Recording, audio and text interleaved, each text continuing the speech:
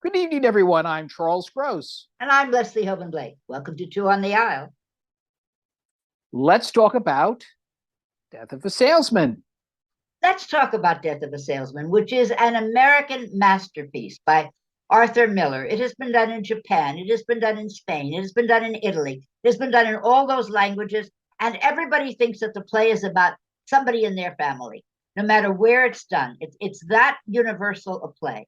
So it's only logical to give it to fine Black actors to play the roles, because they're classic American roles that are not played by African Americans very often. That being said, I'm not sure about this particular production.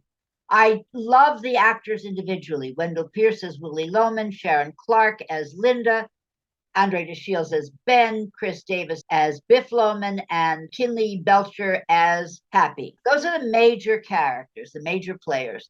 There's not an actor alive who hasn't done a monologue from one of those characters in an acting class somewhere. So it's a well-known, well-beloved play. I've seen it, what, 5, 6, 7, 8 times? How many times have you seen it, Charlie?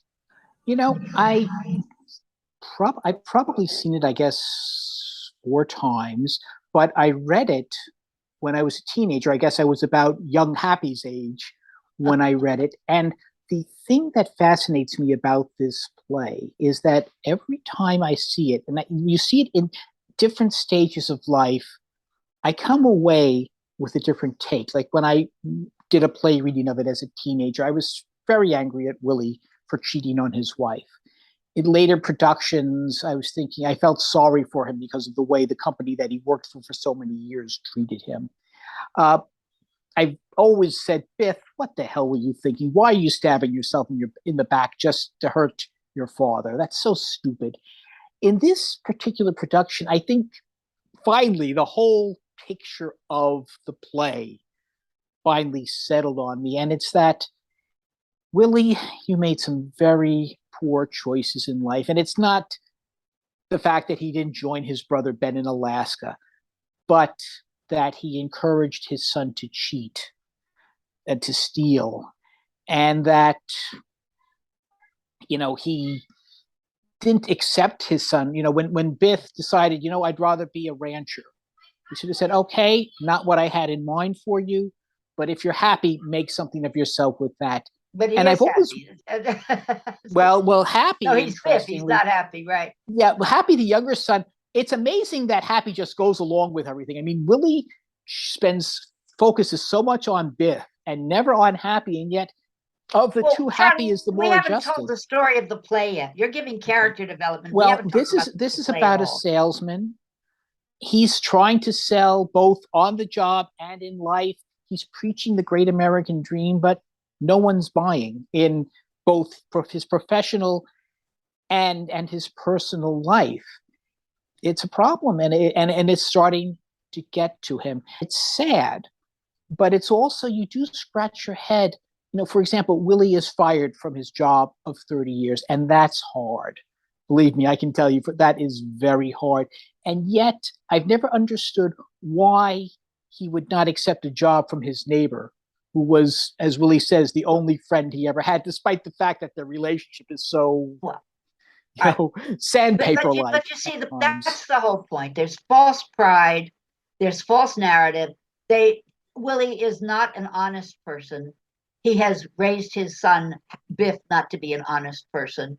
He has not been honest with his family. I don't know what's wrong with poor Linda, who's got like shades over her eyes and doesn't see anything wrong at all. Yes, you're right. Willie's version of the American dream is perverted. And first I thought, well, maybe this is Arthur Miller telling us really there is no American dream. But then you look at his neighbor, Charlie, who has the American. He's a successful businessman. He's raised a nerdish son who idolizes Biff in high school, but then grows up to become a lawyer and argue a case before the Supreme Court. Well, Biff is lost. Now, you mentioned the Black casting.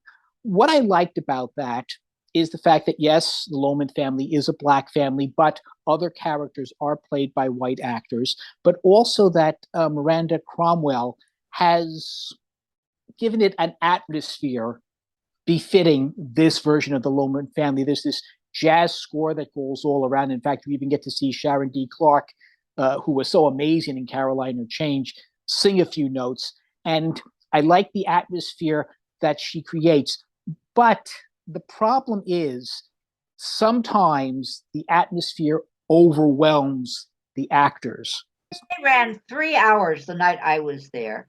And I have to say, we don't need a jazz score. We don't need Sharon D. Clark singing. First of all, Sharon D. Clark is a wonderful actress without singing. Yes, she's an amazing musical performer, but she's a fabulous actress.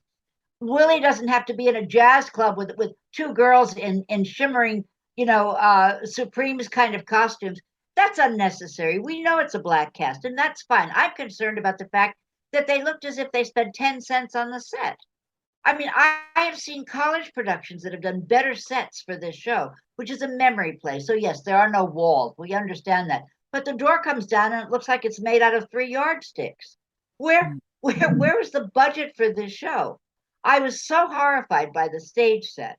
The stage set honestly didn't bother me, and the I liked the jazz atmosphere. I think it added to the show. Here is where I disagree with the director, though.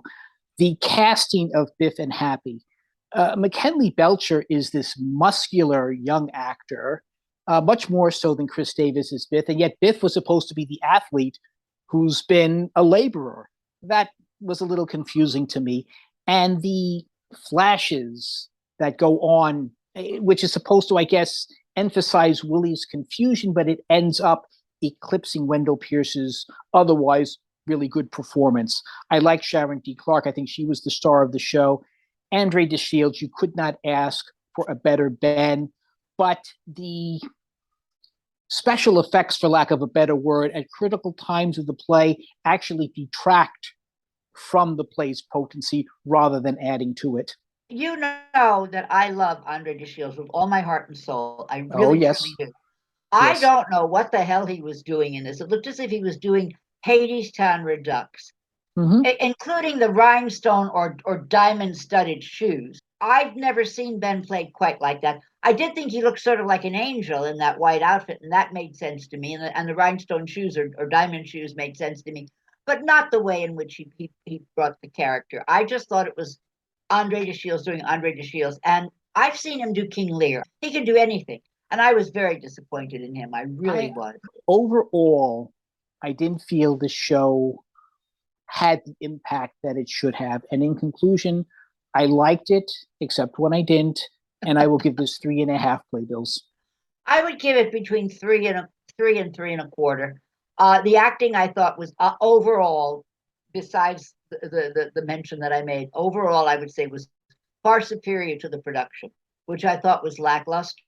And that is our show for this evening. And Leslie and I will see you, us two, On the aisle.